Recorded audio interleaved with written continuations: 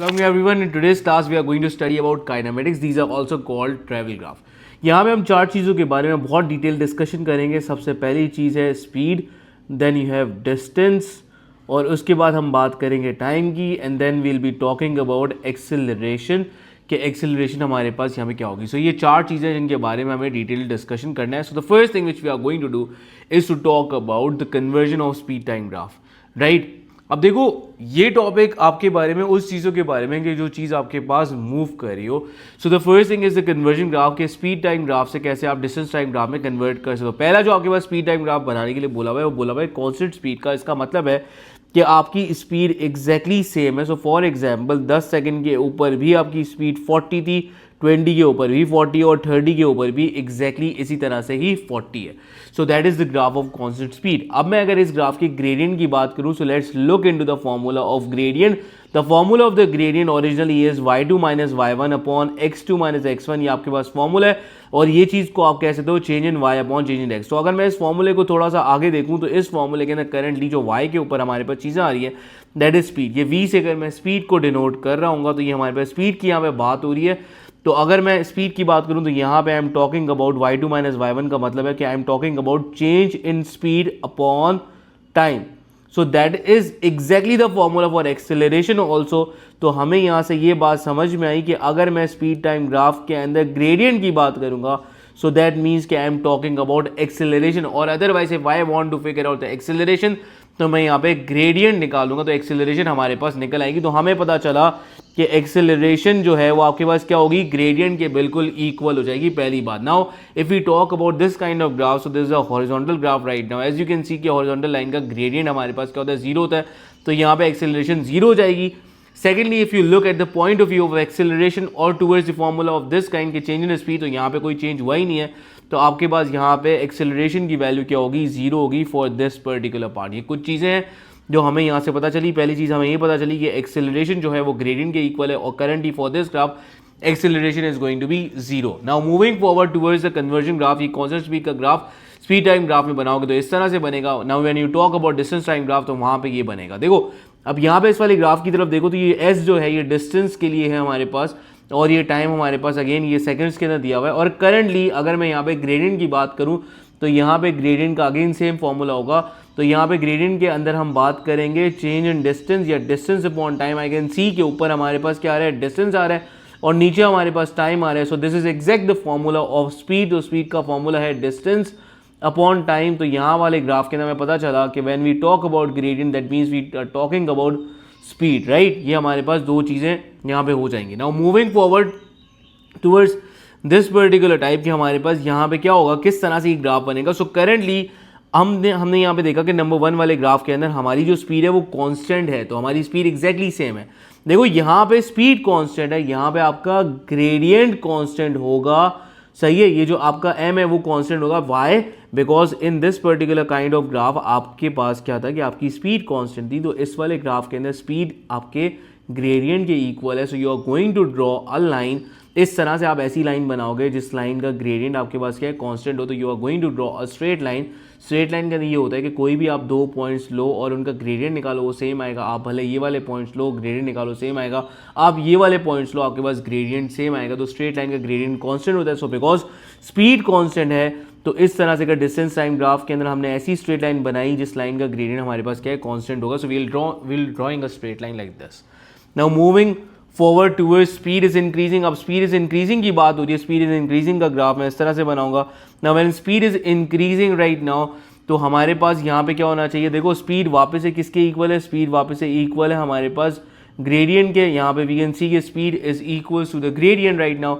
तो अगर m की वैल्यू इंक्रीज हुई तो स्पीड की वैल्यू भी इंक्रीज होनी चाहिए. So we'll be drawing a curve जिस कर्व के अंदर आपका ग्रेडियंट इंक्रीज हो रहा हो. तो हमने एक ऐसा कर्व बनाया जहाँ पे ग्रेडियंट इंक्रीज हो रहा हो. अगर मैं यहाँ पे टेंजेंट बना के शो करूँ तो यहाँ पे मेरी स्टीपनेस थोड़ी सी कम है as compare to this point. अब देखो स्टीपनेस बढ़ती चली जा रही है तो हमारे पास स्पीड बढ़ रही है. तो यहाँ पे स्पीड बढ़ने की वजह से हमारा ग्रेडियंट भी क्या हो रहा है, इंक्रीज होता जा रहा है. क्यों? क्योंकि डिस्टेंस टाइम ग्राफ के अंदर आपके पास डिस्टेंस टाइम ग्राफ के अंदर जो आपका स्पीड है वो आपके यहाँ पे क्या है, ग्रेडियंट की तरफ से वो शो हो रहा है. So speed and gradient are exactly same in this graph. Because speed is increasing तो यहाँ पे आपका ग्रेडियंट इंक्रीज होता जा रहा है. The steepness of this curve is increasing. आप कोई भी पॉइंट के ऊपर टेंजेंट बना के चेक करो, उसकी स्टीपनेस बढ़ती चली जाएगी। Now moving forward when speed is decreasing, अब स्पीड यहाँ पे डिक्रीज हो रही है। सो जब यहाँ पे स्पीड डिक्रीज हो रही है, so you will be drawing a curve, जिस कर्व के ऊपर आपके पास क्या है कि आपकी स्पीड क्या हो रही होगी, कम हो रही होगी। सो दैट मीन्स कि आपका ग्रेडियंट कम होना चाहिए, आपका ग्रेडियंट कम होगा क्योंकि स्पीड आपके पास कम हो रही है। तो ये देखो मैंने ऐसा कर्व बनाया है कि ये देखो स्टीपनेस ज़्यादा थी, लेकिन as compare to this steepness अब कम होती जा रही है। जो आपके पास लाइन है इसका ग्रेडियंट, जो अगर मैं टेंजेंट मैंने बनाया हुआ उसका ग्रेडियंट कम होता जा रहा है। तो स्पीड इज डिक्रीजिंग के लिए जो कन्वर्जन ग्राफ आप डिस्टेंस टाइम में बनाओगे वो इस तरह का आपके पास कन्वर्जन ग्राफ बन रहा होगा।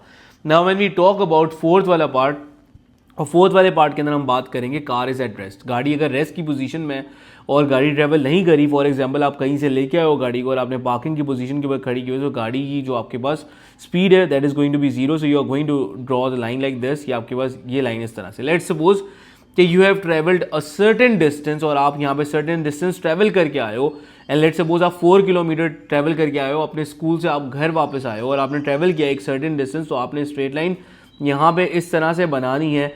अब देखो ये स्ट्रेट लाइन का मतलब ये है हमारे पास कि देखो आप 4 मीटर का डिस्टेंस इनिशियली ट्रैवल कर चुके हो, बट 10 सेकंड के ऊपर भी आप 4 पे हो, आप 20 के ऊपर भी 4 पे हो, आप 30 के ऊपर भी 4 पे हो। दैट मीन्स कि आपका डिस्टेंस फर्दर इंक्रीज नहीं कर रहा है, तो आप क्या हो, बिल्कुल पार्किंग की पोजीशन में आपकी गाड़ी बिल्कुल as the position of rest के ऊपर है और गाड़ी आपकी मूव नहीं करी है। मैंने एक थोड़ी सी एग्जाम्पल वे में शो करके आपको दिखाया। I am repeating this thing one more time. देखो अगर आपकी गाड़ी मूव करती है तो आपका डिस्टेंस भी इंक्रीज होता है, ये एक इंपॉर्टेंट बात है। But currently as you can see कि ये 4 है हमारे पास, 10 सेकंड के ऊपर भी 4 है, 20 के ऊपर भी 4 है और 30 के ऊपर भी 4 है। So that means your distance is not increasing, so that means कि you are at the position of rest, आपकी गाड़ी बिल्कुल रेस्ट की पोजीशन पे। So let's do one example part. ये पूरा एग्जाम्पल वाला सवाल हम करते हैं ताकि पूरे को हम सॉल्व करने का आइडिया हो कि किस तरह से अगर हमारे पास ये वाला पार्ट सॉल्व होगा। Now doing the first thing, acceleration of a car when speed is increasing. आपको एक्सेलरेशन निकालनी जो स्पीड बढ़ी है। देखो ये ग्राफ के ना 3 पार्ट्स हैं, इस ग्राफ के 3 पार्ट्स कौन कौन से हैं? यहाँ पे स्पीड बढ़ रही है, यहाँ पे स्पीड कांस्टेंट है, यहाँ पे स्पीड आपके पास क्या हो रही है, डिक्रीज हो रही है। So there are 3 parts in this graph. So आपको ये बोला गया है the acceleration of a car when speed is increasing. आप एक्सेलरेशन निकाल के दिखाओ जब आपके पास स्पीड बढ़ रही है। So the formula for the acceleration of a car, acceleration का एक ही फॉर्मूला मैं यूज करूंगा, v minus v i upon time, final speed minus initial speed upon time. तो फाइनल स्पीड हमारे पास यहाँ पे क्या आ रही थी, if I am talking about this kind of graph, तो आई कैन सी कि हमारी फाइनल स्पीड जो आ रही है वो 20 आ रही है, और इनिशियल स्पीड का मतलब है ये वाली स्पीड दैट इज बेसिकली 0। तो 20 माइनस 0 डिवाइड बाय हमें टाइम कितना लगा यहाँ से यहाँ जाने में, 10 सेकेंड्स लगे, तो divide by 10। So the acceleration is going to be 2 metre per second square. Acceleration का यूनिट होता है 2 metre per second square. Now moving forward, second वाले पार्ट में उन्होंने आपसे क्या बोला कि आपको चाहिए distance travelled by the car when speed is increasing. Now before doing that part, देखो इस फर्स्ट वाले पार्ट के अंदर कुछ बच्चे इस फॉर्मूले को राइज अपॉन रन के थ्रू भी निकालते हैं, तो इस तरह से भी आप निकाल सकते हो, इस totally on you, but I prefer this formula. उसका एक रीज़न है जो मैं आगे जाके करूँगा, और पास्ट पेपर जब मैं करवा रहा हूँ तो आपको रियलाइजेशन आ जाएगी कि मैं ये फॉर्मूले पे क्यों स्टिक कर रहा हूँ। Okay, now the second part is distance travelled by the car when speed is decreasing. So when we talk about distance, तो डिस्टेंस आपका इक्वल होता है for a speed time graph area under the curve. Area under the curve की अगर आप जब भी बात करोगे तो वो आपके पास किसके इक्वल होगा, डिस्टेंस के इक्वल होगा for this kind of graph. Now when we talk about distance travelled by the car when speed is decreasing, तो स्पीड आपके पास कहाँ डिक्रीज हो रही है, स्पीड आपके पास यहाँ डिक्रीज हो रही है। तो अगर आपको यहाँ पे निकालना है डिस्टेंस, तो दैट मीन्स कि करंटली आप इस शेप को अगर देखो तो आपके पास शेप कौन सा बन रहा है, ये ट्राइंगल का शेप बन रहा है। Now for this kind of triangle as you can see कि ट्राइंगल के एरिया का फॉर्मूला होता है 1/2 multiply base multiply by height. So I can see कि करंटली जो हमारे पास ट्राइंगल की हाइट आ रही है, so that height is coming 20 and the base right now is 10। तो मैंने लिखा यहाँ पे 1/2, बेस की जगह पे हमने 10 लिखा और हाइट की जगह पे हमने 20 लिखा। So the distance right now is going to be 100 metres. ये हमारे पास यहाँ पे इसका डिस्टेंस निकल आया। Now for the third part they are currently talking about कि आप टोटल डिस्टेंस निकाल के दिखाओ for the whole journey. So total distance का मतलब है कि आप इस तरह से निकालो। अब इसकी 2 से 3 अप्रोचेस हैं। एक अप्रोच ये है कि आप इस शेप को तोड़ते चले जाओ, और आपने यहाँ पे इसको तोड़ा यहाँ पे ट्राइंगल में, and then you have a rectangle और अ स्क्वायर, ये भी ट्राइंगल है, और आप इसको इस तरह से करते जाओ। So 1/2 again I am going to use the formula of triangle, base into height, base is 10, height is 20, so again इसका 100 मीटर्स आया। और यहाँ पे दिस इज 10 से लेकर 30 का डिफरेंस 20 है, ये भी आपके पास 20 है। So 20 multiply by 20 that is going to become 400। ये आपका यहाँ पे क्या आ गया, इसका डिस्टेंस आ गया और इसका आप निकाल चुके हो। So the total distance right now is going to be, आपके पास टोटल डिस्टेंस हो जाएगा 100 plus 400 plus 100 and that is going to become 600 metres. ये आपके पास 600 मीटर्स आ जाएगा इसका टोटल डिस्टेंस। नाउ अगर कोई बच्चा चाहता है कि मैं पूरा शेप का एक साथ निकालूं, because currently we can see कि this is a trapezium right now, so we are going to use the formula of trapezium के एरिया का फॉर्मूला यूज करेंगे 1/2 sum of parallel sides multiply by height. So I can see the two parallel sides right now, और सबसे पहली वाली parallel side हमारे पास ये रही 40 की, दूसरी पैरेलल साइड हमारे पास ये 10 से लेकर 30 का डिफरेंस 20 का, और 40 ये दो हमारे पास पैरेलल साइड्स आ गई।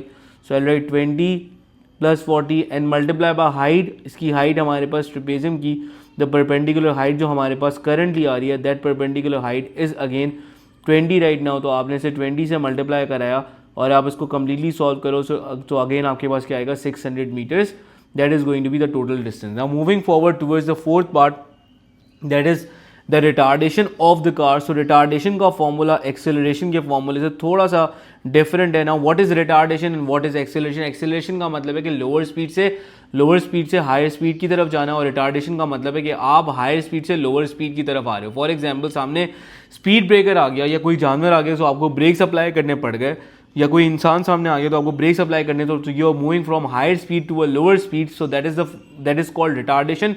और डिसेलरेशन ये ऑपोजिट होती है एक्सेलरेशन के। सो फॉर्मूला इसका रिटार्डेशन या डिसेलरेशन का जो फॉर्मूला होगा वो हो जाएगा initial speed minus final speed upon time. This is the formula which I will be using right now. So अगर मैं बात करूं इस वाले पार्ट की जहां पे डिसेलरेशन या रिटार्डेशन अगर हो रही है, तो इनिशियल जो स्पीड है हमारे पास वो 20 है और फाइनल स्पीड हमारे पास 0 है। So I am going to write 20 minus 0 and जो टाइम लगा यहाँ पे डिसेलरेट करने में दैट इज 10, सो 20 माइनस 0, और ये पूरा के पूरा सॉल्व करने के बाद हमारे पास जो रिटार्डेशन आ जाएगी वो आपके पास आ जाएगी 2 मीटर पर सेकेंड स्क्वायर। अच्छा, कभी कभार ऐसा होता है कि अगर आप सेम फॉर्मूला यूज़ करोगे so you will be getting an answer of -2। तो -2 हमारे पास क्या है कि मैंने माइनस का साइन इसलिए नहीं लिखा बिकॉज री और डिसेलरेशन के वर्ड के अंदर ही नेगेटिव ऑटोमेटिकली आ रहा है। सो दैट्स वाई हमारे पास यहाँ पे मैंने फॉर्मूला भी इस हिसाब से बनाया ताकि वो आपको मसला ना हो। So that is the main approach. आप एक्सेलरेशन के लिए ये वाला फॉर्मूला यूज़ करोगे, आप रिटार्डेशन के लिए ये वाला फॉर्मूला यूज़ करोगे। Now the last thing is the conversion graph. कि आपके पास ये स्पीड टाइम ग्राफ है, आप इसको डिस्टेंस टाइम ग्राफ पे कन्वर्ट करके दिखाओ। तो जो मैंने आपको फर्स्ट में जो कन्वर्जन ग्राफ पढ़ाए थे उन्हीं की हेल्प से अगर मैं आपको कन्वर्ट करना सिखाऊंगा।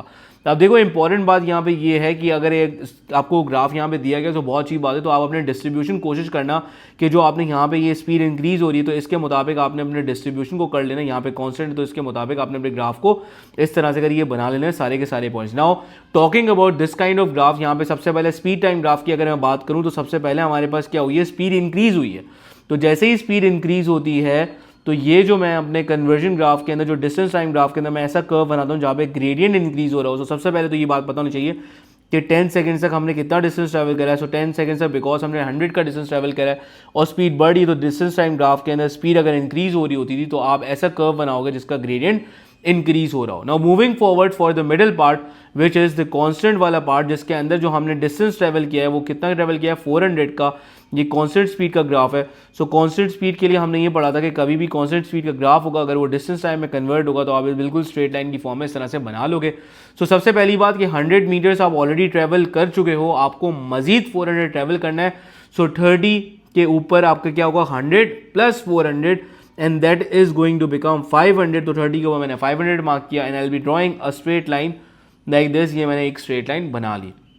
Moving forward towards the last sector of this part, यहाँ पे हमारे पास स्पीड क्या हो रही है, कम हो रही है, डिसेलरेशन हो रही है।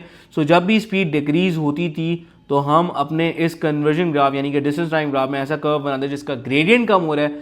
और देखो आप ट्रैवल कर चुके हो 500 and further you need to cover 100 more. So 40 के ऊपर जो आपका टोटल डिस्टेंस होगा that total distance is going to be 600। तो आप ऐसा कर्व बनाओगे जिसका ग्रेडियंट क्या हो रहा हो, कम हो रहा हो। So that is going to be your distance time graph. तो इस तरह से अगर आपका ये कन्वर्जन ग्राफ भी बन गया तो ये आपके पास क्या है, सबसे पहली चीज़ जो हमने यहाँ पे पढ़ी, हमने यहाँ पे कन्वर्जन ग्राफ किए। कन्वर्जन के बाद you guys need to understand कि when we are talking about speed time graph, तो स्पीड टाइम ग्राफ के अंदर जो आपका ग्रेडियंट होगा वो एक्सेलरेशन होगी और अगर आप डिस्टेंस टाइम ग्राफ की बात करो तो वहाँ पे जो आपका ग्रेडियंट होगा वो आपके पास क्या होगी, आपकी स्पीड होगी। सही है, ये इंपॉर्टेंट कुछ बातें हैं जो आपको वो करनी है। और अगर आपको स्पीड टाइम ग्राफ के अंदर डिस्टेंस निकालना है, सो डिस्टेंस निकालने का क्या होगा, एरिया अंडर द कर्व, जो भी शेप बनना हो आप उसका एरिया निकाल के उसको सॉल्व करा सकते हो। So that's it for today. मैं इंशाल्लाह नेक्स्ट टाइम आपको पासिबल्स वगैरह कराऊंगा इसी टॉपिक।